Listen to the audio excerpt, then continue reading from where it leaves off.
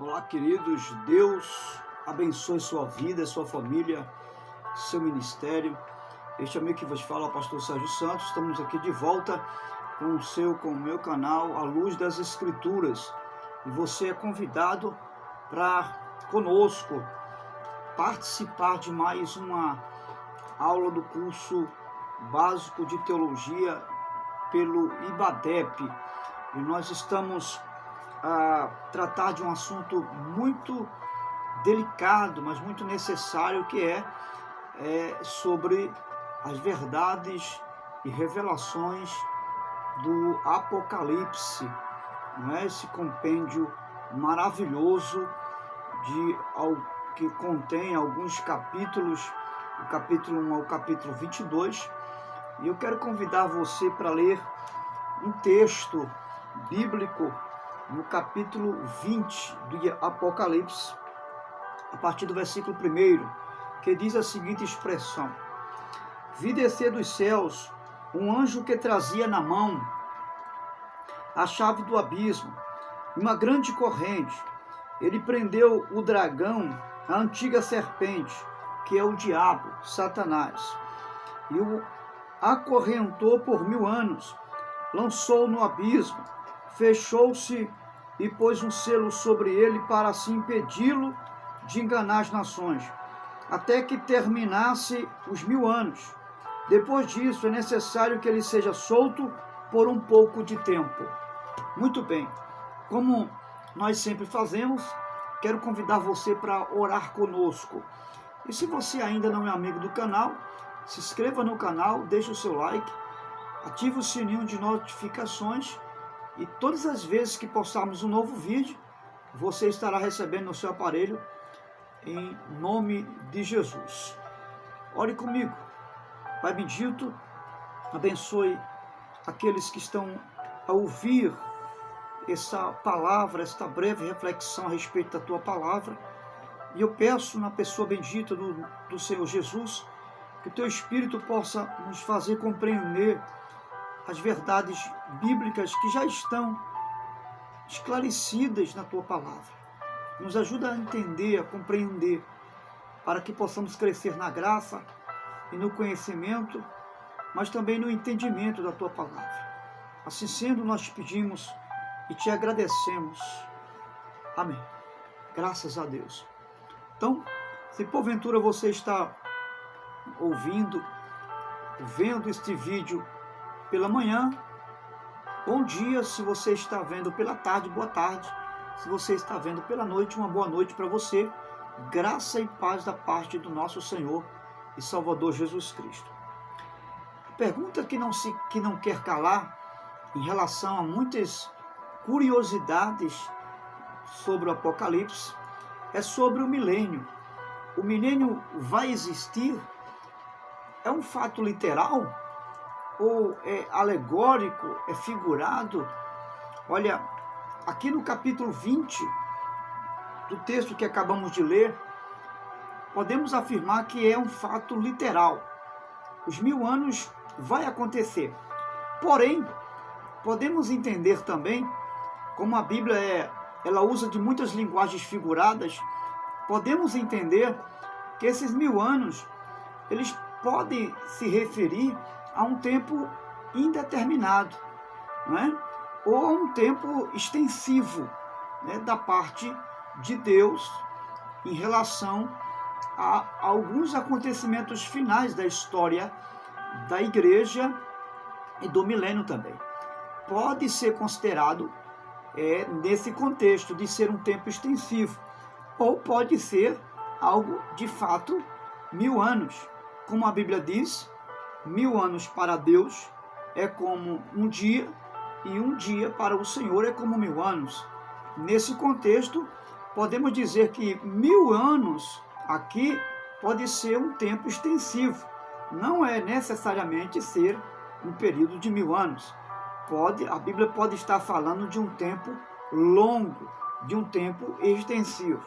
Então, no milênio, porque o milênio vai existir, como está escrito aqui no capítulo 20, aqui na Terra, porque esse milênio, ele vai acontecer aqui na Terra, que é um período que virá a acontecer após o arrebatamento da igreja, ok? É o período em que o Senhor Jesus virá com a sua igreja para julgar as nações, né? Para fazer jus o seu juízo e julgar não só as nações, mas também Israel e todas as outras nações adjacentes, que estará vivenciando o período da grande tribulação.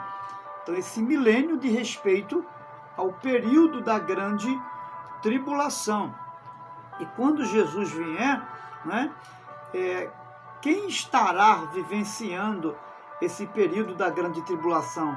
Durante o período de 1000 anos aqui embaixo, né, onde a igreja virá para reinar com Jesus, né, na terra, porque esse milênio será um tempo estabelecido na terra. Então, Jesus encontrará aqui, nesse período da grande tribulação, os judeus, que são os povos naturais, que vão sobreviver à grande tribulação, ok? Então, os judeus serão os que serão encontrados na grande tribulação, e são esses que Jesus encontrará ao vir com a sua igreja no período de 1000 anos. Ou seja, eu falei no vídeo anterior sobre os remanescentes de Israel. Então, os remanescentes são exatamente esses escolhidos de Israel que serão salvos em meio à grande tribulação e que serão ingressados no milênio e se juntará à igreja de Jesus. Ou seja, será uma nação convertida de Israel que no milênio reconhecerá, ou seja, em meio à grande tribulação, quando Jesus vier com a igreja e colocar os seus pés na terra, porque Jesus só colocará os seus pés na terra durante esse período milenar, que é exatamente o retorno dele com a igreja que já foi arrebatada antes dessa grande tribulação. Então, esses remanescentes de Israel, na grande tribulação, que já se converteram, né? Que já reconheceram a Jesus como o Messias, porque quando Jesus vier com a igreja, em meio a essa grande tribulação, eles vão reconhecer Jesus como o Messias e vão se lembrar da rejeição que tiveram a respeito de Jesus. Eles vão recordar tudo isso a respeito de Jesus. E o enredo da narrativa histórica, né, dessa revelação, é que nesse período eles vão fazer parte dessa igreja que Jesus virá fazer o julgamento, ou seja, eles ingressarão juntamente com a igreja, farão parte dos santos, que é a igreja que foi arrebatada antes da grande tribulação.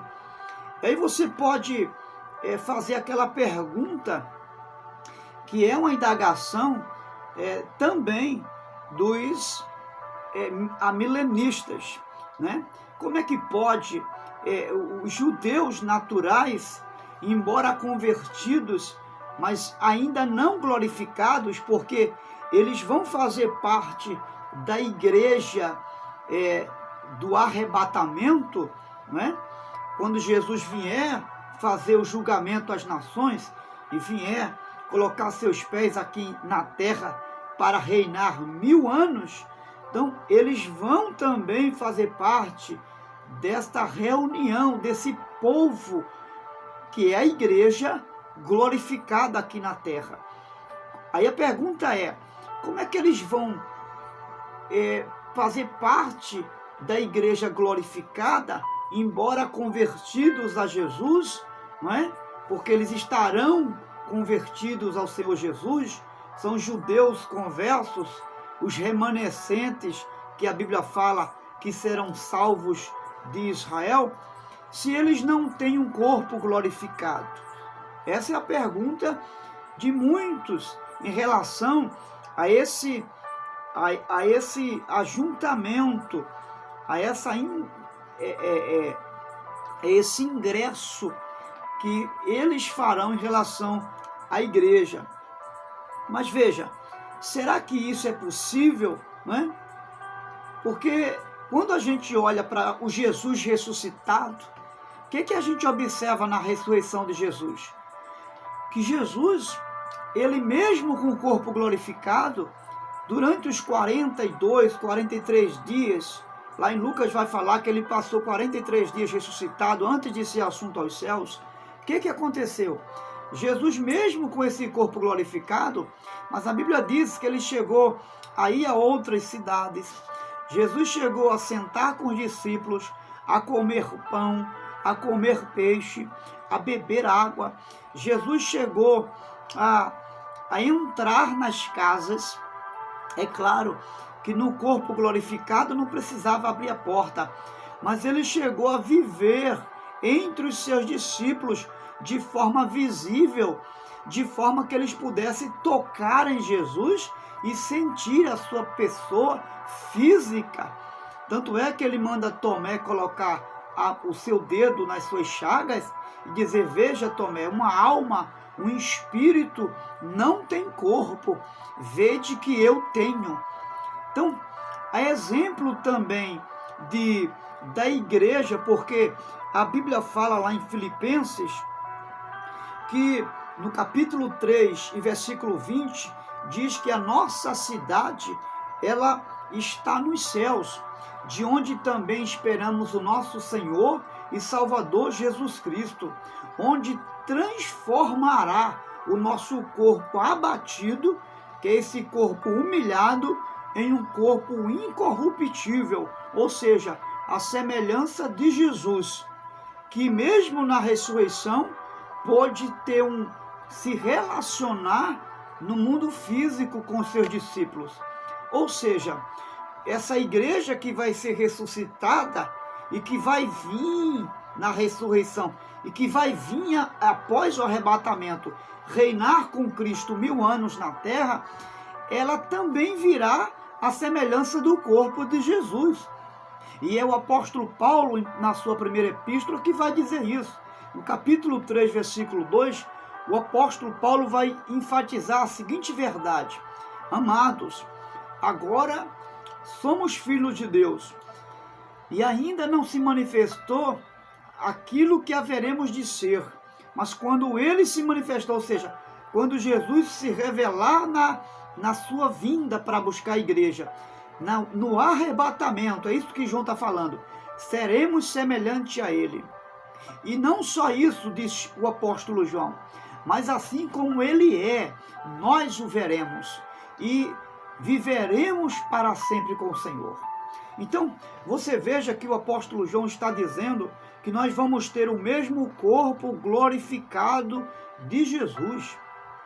Então, é uma verdade, sim, que mesmo os judeus da grande tribulação, quando Jesus vier com os santos, que é com a sua igreja, da ressurreição, do arrebatamento, é um fato verídico de que nós vamos sim nos ingressar e nos reuniremos a esses escolhidos judeus que na grande tribulação se converterá ao Senhor Jesus reconhecerá Ele como o Senhor, não é? E nós vamos sim nos interagir com esses irmãos, mesmo sendo um povo natural, que ainda não passou por esse corpo glorificado, que ainda não recebeu a glorificação. São pessoas comuns, mas pessoas convertidas ao evangelho do reino, não é? Porque nesse período da grande tribulação, o evangelho da graça não será mais pregado, será pregoado o evangelho do reino, que é o evangelho que será anunciado pelas duas testemunhas, né? E é claro que quando falamos das duas testemunhas do Apocalipse, estamos falando da igreja na pessoa dos judeus, que terá a unção e a autoridade de Elias, não é? Que segundo a revelação seria supostamente o profeta Elias ou Moisés.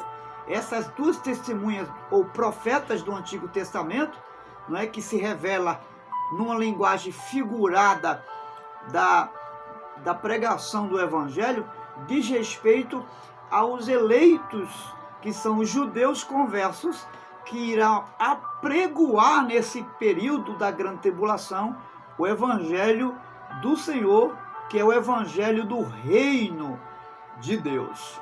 O evangelho da chegada do reino de Deus será pregoado pelos judeus convertidos.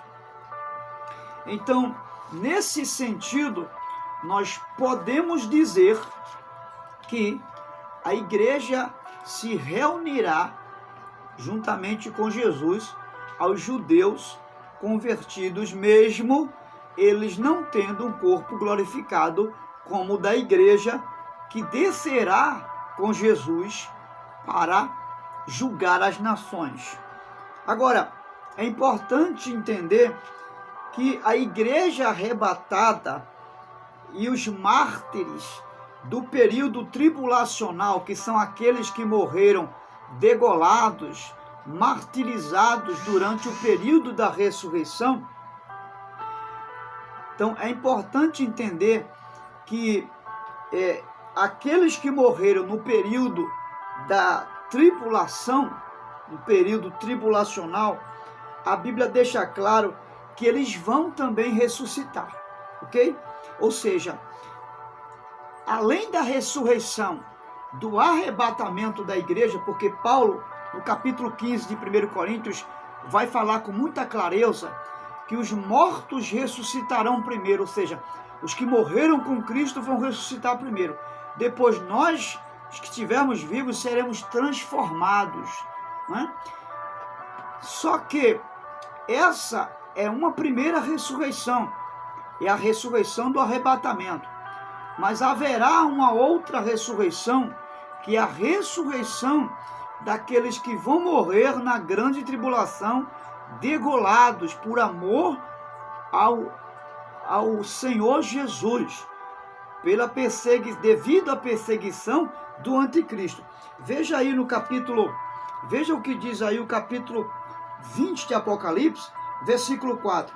Vi tronos em que se assentaram aqueles a quem havia sido dada autoridade para julgar. Vi as almas dos que foram decapitados por causa do testemunho de Jesus e da palavra de Deus. Eles não tinham adorado a besta, nem a sua imagem, não tinham recebido a sua marca na testa, nem nas mãos. Eles ressuscitaram e reinaram com Cristo durante os 1000 anos. Então, essa ressurreição acontecerá quando Jesus vier com a igreja e colocar os seus pés no Monte das Oliveiras, como assim está escrito. Eles ressuscitarão para reinar com Jesus durante o período de 1000 anos. Então isso é algo real, tá?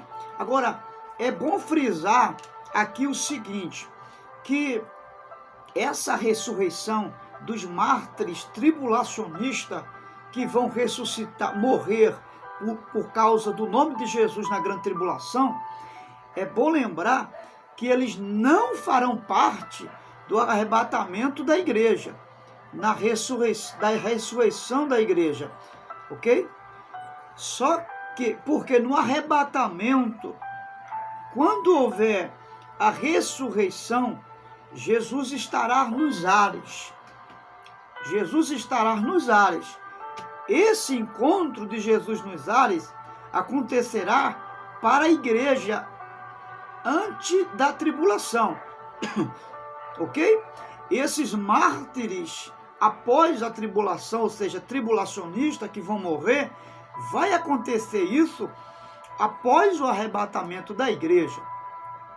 Então, após o arrebatamento da igreja, essa ressurreição dos mártires vai acontecer com Jesus aqui na terra. Há uma distinção aí, ok? Então, na manifestação de Jesus, no Monte das Oliveiras, esses mártires vão ressuscitar. É o que a gente acabou de ver aqui, ok? São os que foram degolados por causa do testemunho de Jesus. A gente acabou de ler isso aqui. Então, isso está bem claro. Veja, em Apocalipse, capítulo 6, versículo 9 e 10. Veja que vai falar também a respeito disso. Quando ele abriu o quinto selo, vi debaixo do altar as almas daqueles que haviam sido mortos por causa da palavra de Deus e do testemunho que deram. Eles clamavam em alta voz: até quando, ó soberano e santo e verdadeiro, esperarás para julgar os habitantes da terra e vingar o nosso sangue? Então cada um deles recebeu uma veste branca. Foi-lhes dito que esperassem um pouco mais, até que completasse o número dos mortos conservos, irmãos que deveriam ser mortos por eles. Então, esses são os que ressuscitarão na chegada de Jesus, quando ele pisar aqui na terra, juntamente com a igreja, ok? Agora, isso é importante para nós entendermos que antes eles fazem parte da primeira ressurreição, ok? Porque quando a gente fala que haverá duas ressurreições, a Bíblia, quando vai revelar essa distinção da primeira ressurreição em relação à igreja e da segunda ressurreição em relação aos mártires tribulacionistas que vão morrer após na tribulação, fala de um termo técnico para designar a ressurreição dos que morreram com Jesus. Então, num contexto da ressurreição, não do arrebatamento da igreja, mas no contexto da ressurreição, essa ressurreição ela é única, ela é uma só, porque está relacionada a todos que ressuscitarão em Cristo Jesus. Então esse é um sentido técnico para designar a ressurreição dos mortos, ok? Então, ou seja, a ressurreição dos salvos. Então esse é um sentido distinto para a ressurreição dos salvos. Agora, quem são os salvos glorificados? Porque existirá nesse milênio os salvos a princípio glorificados e os salvos comuns, naturais, que não receberam ainda o corpo glorificado. Os salvos glorificados serão os crentes que foram arrebatados, ok? Os crentes que foram arrebatados na volta de Jesus e os crentes que foram mortos após a grande tribulação, que vão morrer no período tribulacionista. Esses vão ressuscitar quando Jesus voltar em glória com a sua igreja. Então esses são os salvos glorificados.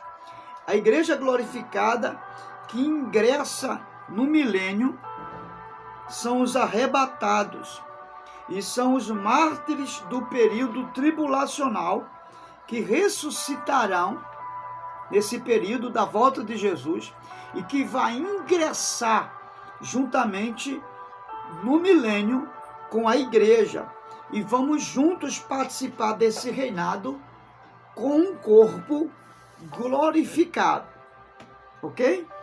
Eu espero que eu esteja sendo o mais claro possível aqui para você entender isso aqui.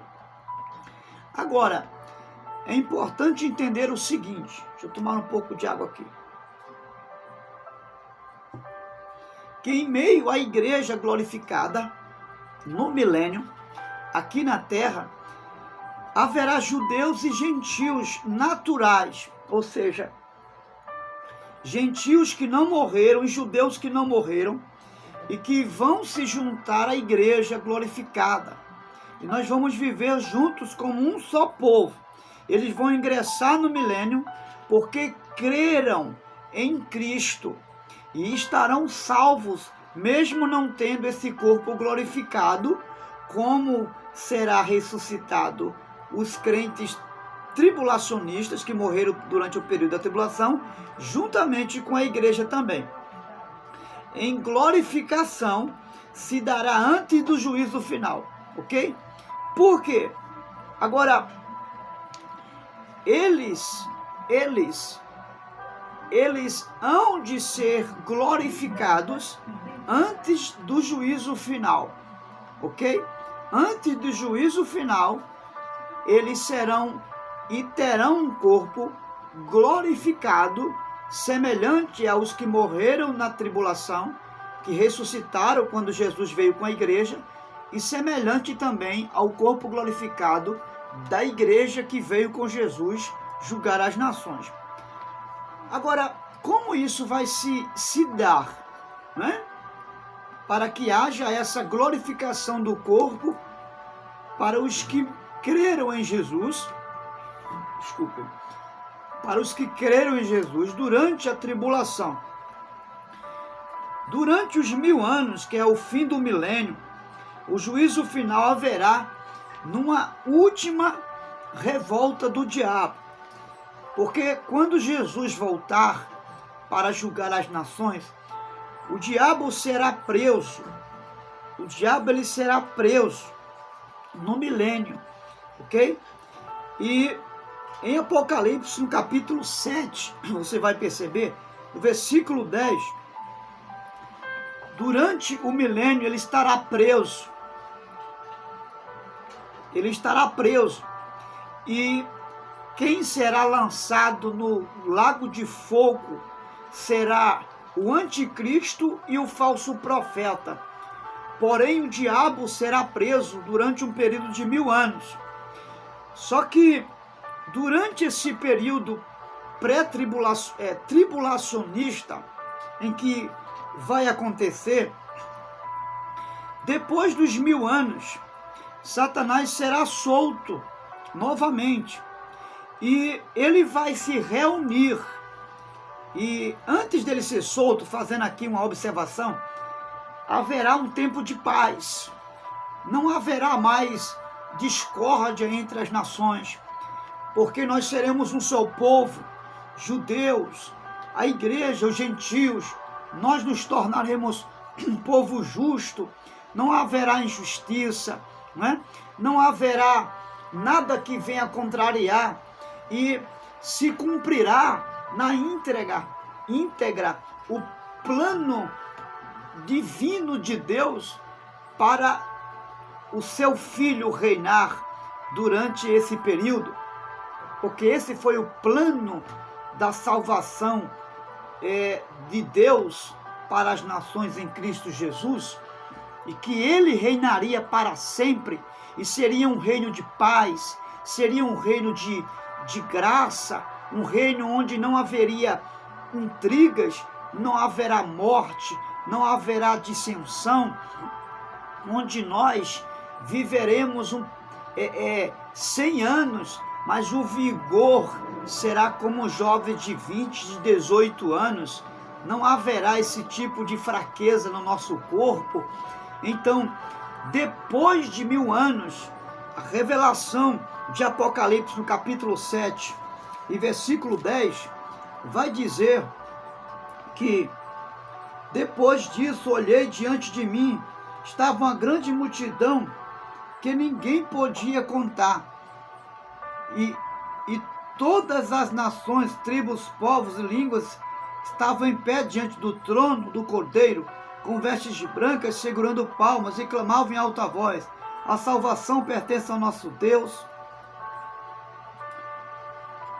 Depois disso aqui, depois desse cenário, que é um tempo de paz, então, que é um período final de 1000 anos, porque você vai observar que esse período de 1000 anos, ele tem um começo, mas tem um final.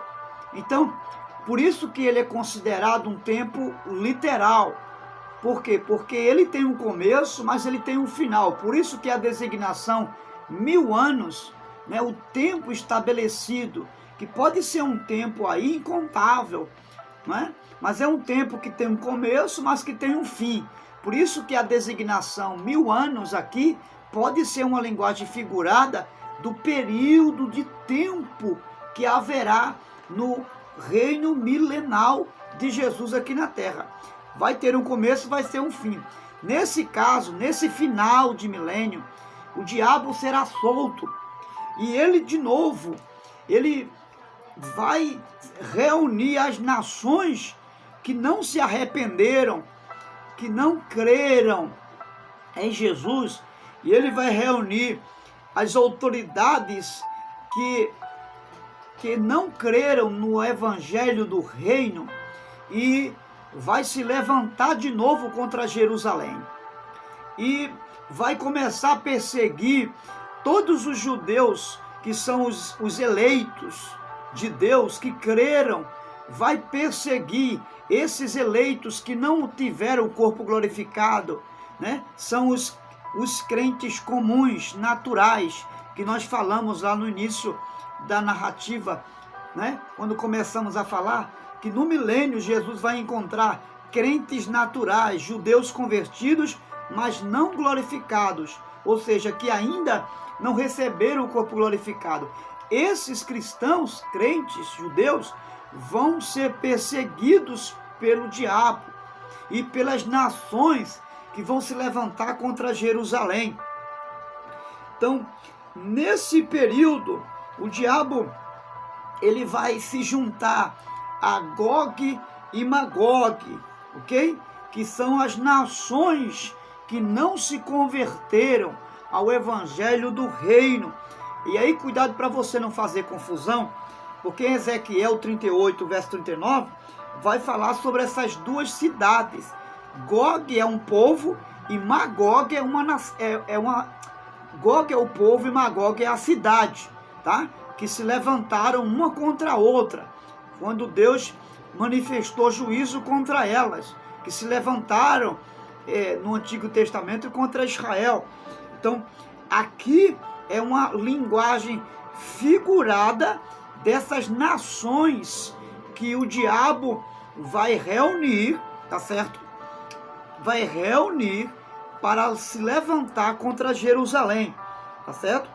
E lá em Ezequiel 38, verso 39.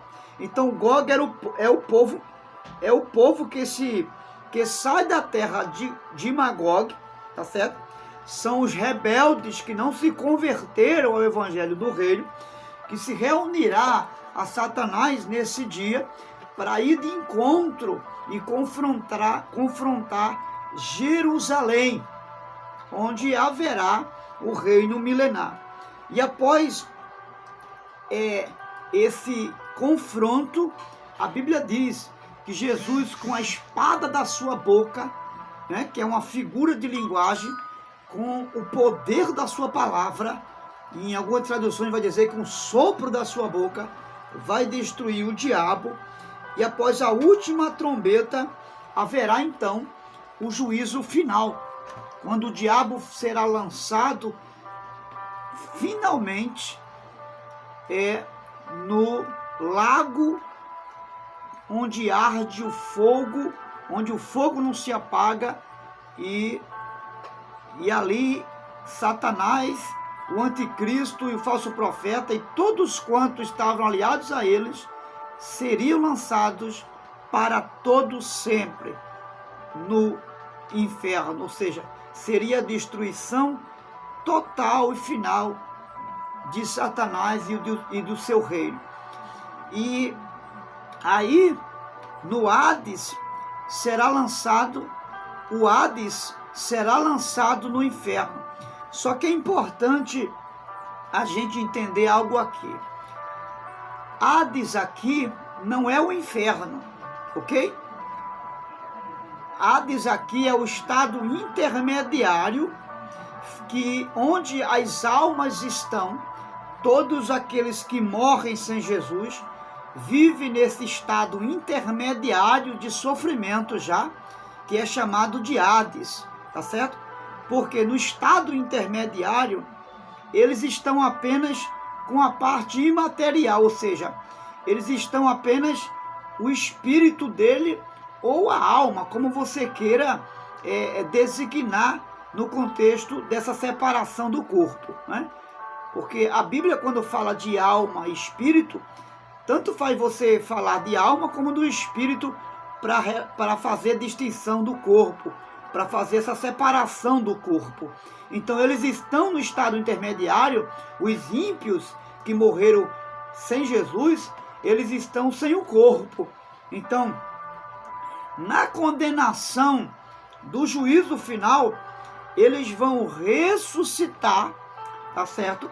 E nessa ressurreição, assim como a igreja vai ressuscitar e vai ressuscitar o corpo, os ímpios, no juízo final, eles também vão ressuscitar o corpo. Ou seja, eles vão estar no juízo final de forma plena, corpo, alma e espírito, ou corpo e alma, ou corpo e espírito, como você queira designar essa junção de corpo e alma, né? A ressurreição do corpo com a alma, ou seja, o juízo final será de forma plena. Deus não vai julgar só a alma ou o espírito. No juízo final, os ímpios também vão ressuscitar de forma plena, na condição plena, assim como nós, os salvos, ressuscitaremos na condição plena, corpo e alma e espírito, naquele grande dia. E aí eles serão julgados plenamente e condenados, e será lançado, não é? Corpo, alma e espírito será lançado no fogo do inferno, e que é a designação para Geena ou Geema, como você queira assim designar o estado do inferno, tá certo? Onde existe o lago de fogo. Então, hoje, nesse sentido, ninguém está lá no inferno, tá bom? Todos que morrem sem Jesus, os que morrem sem Jesus, estão no estado intermediário, que é um lugar chamado Hades, ok? É o lugar chamado Hades, e esse lugar é lugar de sofrimento já, mas ainda não é o inferno, tá certo? E ainda não foi inaugurado, como nós já falamos. Morre sem Jesus e vai para o Hades, como eu já disse, que é um lugar intermediário. E aí será o fim, onde o juízo final, ele é desencadeado e o milênio, ele é encerrado nesse período, né, onde Jesus ele faz o julgamento final e a igreja triunfa eternamente com Jesus para todo sempre. Os salvos vão viver com Jesus de forma plena, né? A glorificação existe agora aí para todos os que morreram, não só antes da tribulação, que foram ressuscitados na volta de Jesus, receberam a ressurreição, mas também os que no período tribulacionista morreram, ressuscitaram quando Jesus colocar os pés aqui, e os nossos irmãos também, que não receberam o corpo glorificado, que morreram durante a perseguição do diabo com as nações, eles receberam também o corpo glorificado, porque foram ressuscitados ali após o juízo final. Eles também receberam esse corpo glorificado, ok?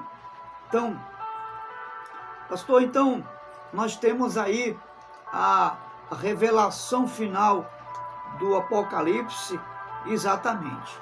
Nesse sentido se encerra toda a revelação que Deus deu ao seu servo apóstolo João na ilha de Patmos, começando ali pelas 7 igrejas da Ásia Menor.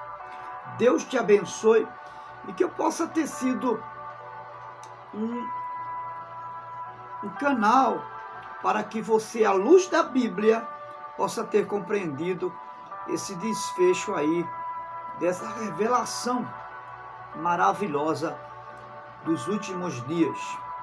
Deus abençoe você. Se essa palavra abençoa você, abençoe outros também, compartilhando em nome do Senhor Jesus. Deus abençoe você.